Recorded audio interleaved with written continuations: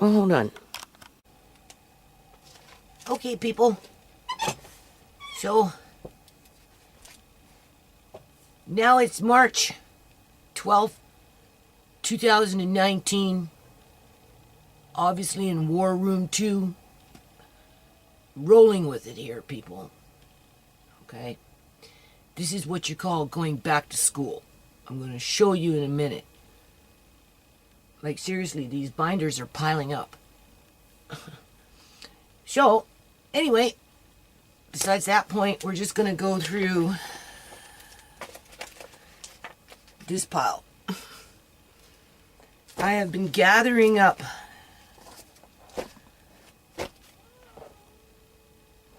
cats are outside fighting. I have been gathering up, what do you call it?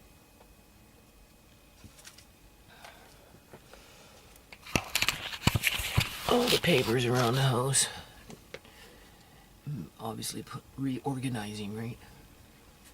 Do you see my little lights in the background? I got my black light there.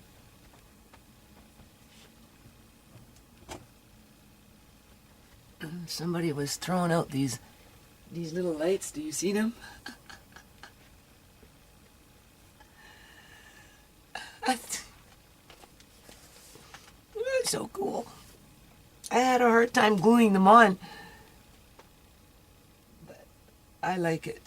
It's sprucing it up, right? Just trying to lift up this camera a little bit. I've had a headache for 2 days. 2 days, people. A headache for 2 days. I seem awfully white tonight. But then my eyes have been like all over the place. Oh, today was really, really bad. Really, really bad, people. But I paced myself through it. Right? That's what I do. So anyway, we're going to get into this stuff here.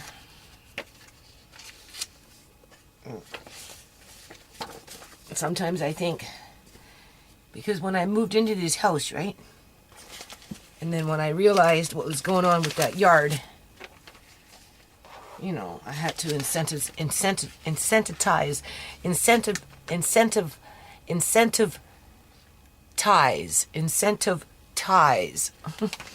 myself to discipline my brain to work in that yard. And then, of course, because I work on a nonprofit, right? Always somewhere in the back of my mind. You know, I was thinking about childcare. That this place, after I leave, or at some point, you know, with the yard, it could be a really nice house to have a daycare in, right? Because of the yard. So that the yard incentivized me to work harder out there to make it nice for the kids, if I could ever have a daycare to support myself after Uncle John was gone, right? In terms of, you know, I wouldn't be pushed into dire poverty. I'd be able to do something, right? To maintain on the Canadian lifestyle. I'm just going to put these into folders, and then I'm going to just go through them with you quickly to show you the things that I'm still reading and still having to incorporate into the different what do you call it? Legal battles in my life. I don't want to say circumstances, because they're beyond circumstances. Right. So anyway, being that if we were to turn this place into a daycare, somebody would have to have a certificate to be able to have it licensed so that you could have more kids. And, you know, so if I was to ever go back to school, this is the point of this, it would have been to be able to get a certified license to run a daycare. Okay, I'm going to give these all their own individual sheets here. And then, but that's like a two-year, 3-year course, right? Lots of money. You have to go to school and sit in the classroom. And so it was kind of out of my realm. But when I do stuff like this, you know, I feel like I'm in school. It starts to look like school. Right? In terms of having to remember things that you normally don't think about. Like this. Functional anatomy of the hypothalamus and pituitary gland, which is in your head. These are things that produce hormones. Because after Chimay was dead, these glands could not produce the hormones that they produce and then run them through the blood supply to the particular organs and nervous systems and those types of things that they're designed to make hormones for. And that's why Chimay decomposed on their machines. Because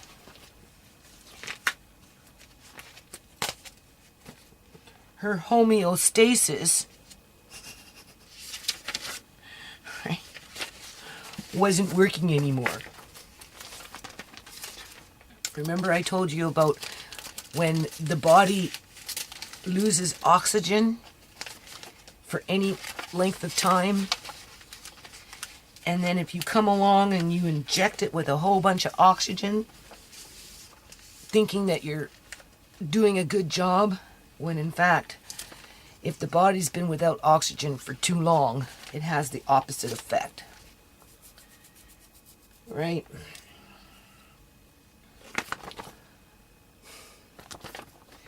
Overview of hypothalamic and pituitary hormones. Alright, so these are all in sections. See, I'm going to school, people. I am learning about the body. What happened to the daycare? Seriously. Tisha struggles in school, right? In terms of academics. It's like, doesn't come to her as easily as it did to Chimay, for example. Right? So, it just would have made more sense for me if anybody was going to go back to school for any reason. It should have been for, like, to be able to run a daycare in this house. If you go back into my videos in 2011 and 12 and 13, you will see me, hear me talking about that. But for some reason, my life took a detour. And this is my detour. So I'm just putting everything in their own little plastic containers right now. I like it this way. Because, oh God. For as much as I'm going through this stuff, and speed reading, I guess you could say, it's just a different way of learning. I still have to go back and study it. This is just the prelude. This is just trying to familiarize myself with the subjects. Alright. And if you notice, I deal in multiples. Alright, in terms of what I'm trying to express. I pulled out all my books out in the house to do with anatomy. It's a big stack like this. So once this is all organized, I take these things and then I go into the books and then I'll look in those books and see what they have to say.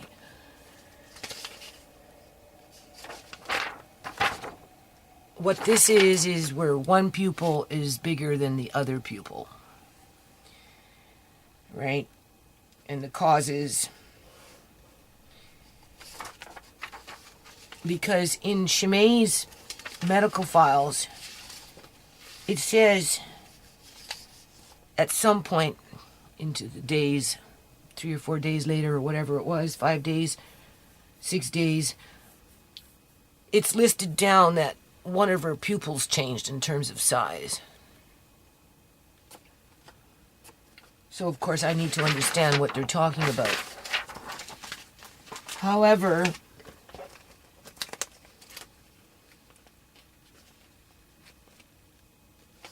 I believe that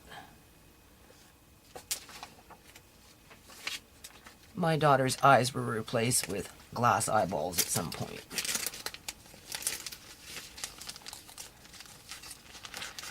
And if not, well, they did.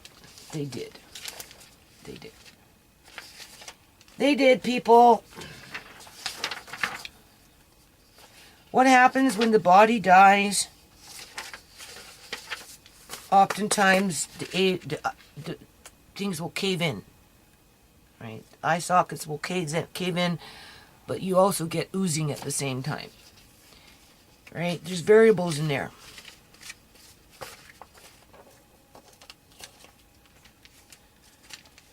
Anyway, this is for the living, not for the dead. I'm sorry if I'm going off into left field here, but this is my homework. Right? I have to understand what I'm dealing with. Here it is again. This is excessive constriction of pupils. The term is from the ancient Greek, to close the eyes. The opposite condition. Oh. Anyway, you can see.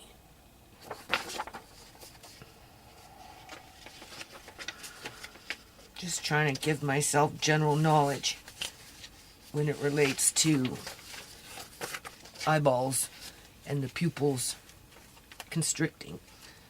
Like, for example, I have an article. Most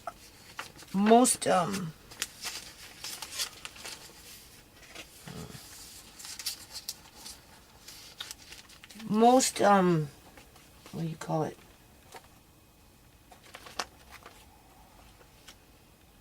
People when they die? Oh. Be honest with you, I can't remember right now.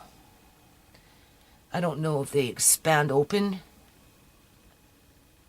or if they contract into little pinheads. On average, they do one, but once in a while they'll do the other because they've done tests on animals to determine that. See, I'm not even remembering what I'm reading.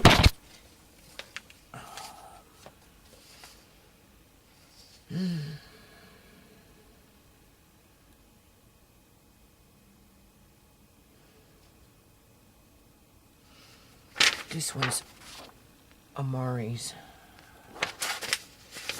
See? Different categories. This is Amari's.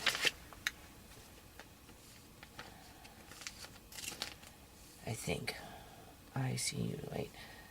Abstract author. Critical care medicine. Hyponatremic something. Symptomatic cerebral edema due to low something state.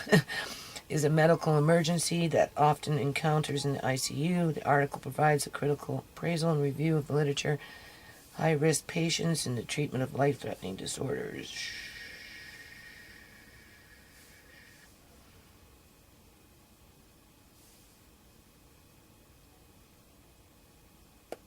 This has something to do with the blood, because it talks about saline. Early treatment with hypertonic saline are critical for successful outcomes. Manifestations are varied depending on the extent of the CNS adaptation of the hypoosmolar state. The absolute change in serum sodium alone is a poor predictor of clinical symptoms. However, certain patient-specific risk factors are predictive to poor outcome. This has something to do with the blood. This has nothing to do with Andre. This has something to do with Shimei. Right, because I'm trying to understand how the blood changes after a person dies.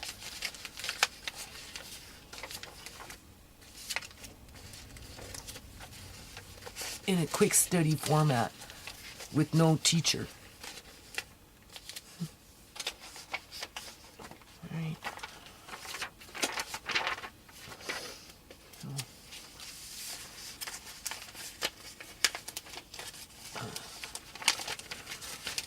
So I looked over Tort briefly. Those. And then there's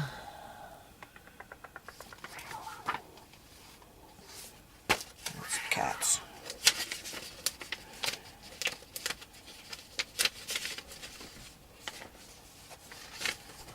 So stop it. Cats are jumping. Just for some reason this makes me think. I can't see if the camera's right, because I'm kind of paying attention to this.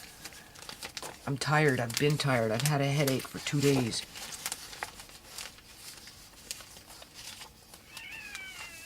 Can you hear those cats scrapping outside for whatever reason?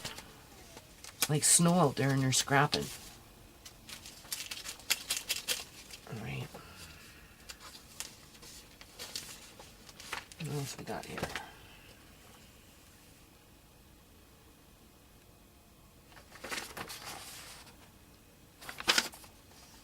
Abbott opiate crisis. City Hall calls for decriminalization of possession of all drugs. I'm not making a comment on that right now. Okay, this Shimei did for me when Shimei was alive. I don't know what Fraser Health Authority or CIBC Bank is thinking. I can't really answer for CIBC Bank in terms of how they play politics in a courthouse, because we haven't even been in front of a judge yet. But if they're going to use case law like Andrew the Dragon, then I don't know, people. Because everything that I've got listed down as documents, which is a lot of documents here.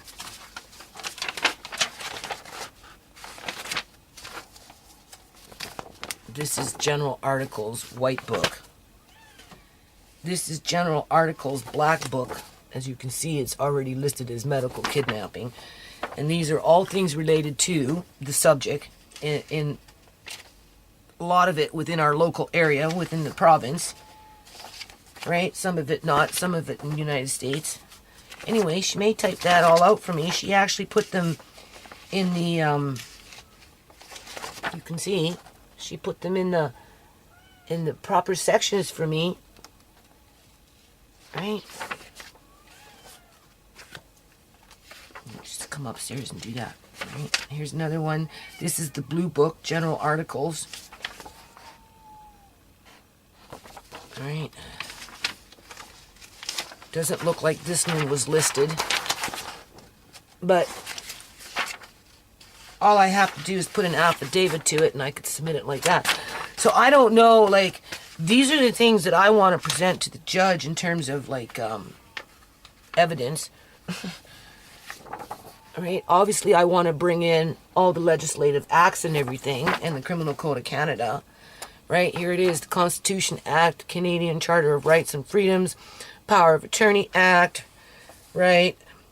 Patients Property Act, Mental Health Act, Mental Health Act, Mental Health Regulations. We'll just read through them quickly.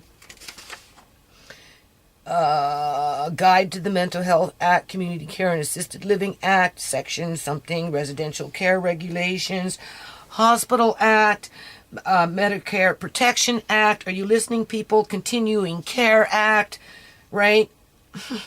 Home and community care. Oh my God. And then there's more. Oh my God, look at all this. There's still more and more and more. Like, how many pages is here? Island Health info sheets. Oh my God, and then there's more. Oh my God, we're going into page 4 already, people. But they don't want to talk about this stuff. Alright. 92 different articles here. Under documents list acts, regulations, rules, mandates, and other related matter. That's what I want to take to court. Because that's where the laws are that pertain to this province, that affect the people of this province. Not some court case that is completely unrelated to the subject. That's not what sets precedents. This is what sets precedents. The laws that are being made in your House of Assemblies.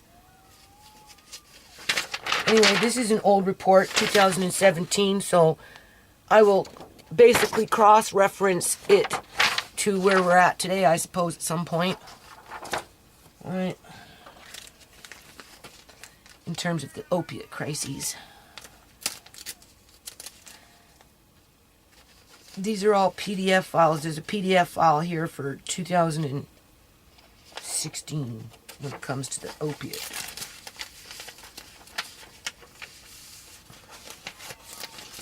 And here's this. Oh my. I'll show you.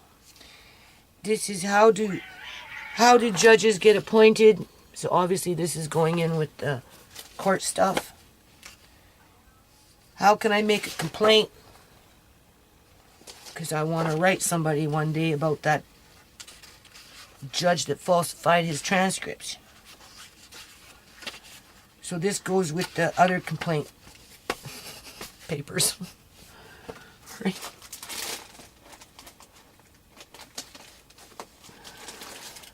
As if I want to go through life complaining about cops and judges. Then there's the Evidence Act. Now we're bringing in new ones. Right? That's something that happened with Chimay. A lot of evidence got ruined, people. Whether it was done by intent or whether it was done for just whatever, it's not the point. The point is it got ruined in multiple areas in a progression. This is what I typed out, or printed out before for Uncle John in the beginning, right? When I used to sit and write, trying to understand my statement of facts and my cause and whatever. Burden of proof law. So obviously this is going to go with the courts, right? I will reread it, try and study it to the best of my ability to understand it, right? Reasonable doubt. Because when I write for Chimay, I have to bring in burden of proof because I'm the prosecutor, because I'm the one that's putting the claim forward, where Fraser Health again once becomes the victim. Reasonable doubt. Ponderance of evidence. But again, I don't honestly feel that the court holds any value to these things any more than they do to the rules, regulations, and acts to the particular jurisdiction that you're in. Affirmative defense.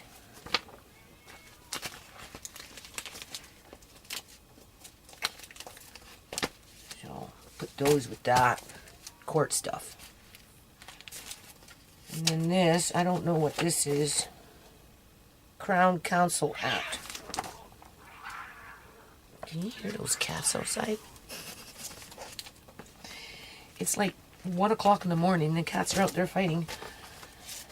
So anyway, I'll just show you my sewing table.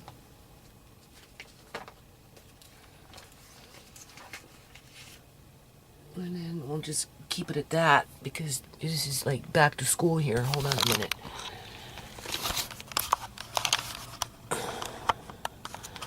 See? This is the binder I've been working on right here. Hold on.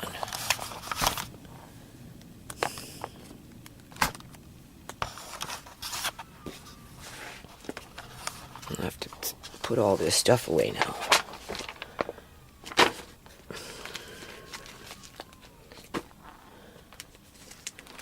This is ridiculous. Look at this. As if I don't have enough. Right? BC Transplant Society. Donation process. Ethical and legal issues in non-heart beating organ donation. Organ donation after brain death. Organ donation after cardiocircular death. Non-heart beating donation. Beating heart cadaver. This one in here is brain death and pinpoint pupils. This is where it says it can be the opposite of the norm. Why do pupils dilate at the moment of death? You see, remember I was saying, well, this is it right here. Normally they dilate, but they've done studies where it will show that it's not necessarily true for everybody. What are the 4 postmortem stages of death? Went through that. Why does the embalmer stuff the corpse's mouth with cotton? Okay, so it just goes on, right? You can see on and on and on and on and on. See? There's that blood situation, which that other one in here needs to go in here. So now you see I take the medical ones, put them in there, and then I try and color code to the best of my ability. Right? I'm a little confused with this stuff though. But right now I just want to get them in the book. You can see this, people. This is ridiculous. I mean, how much can a brain hold in terms of information? All right.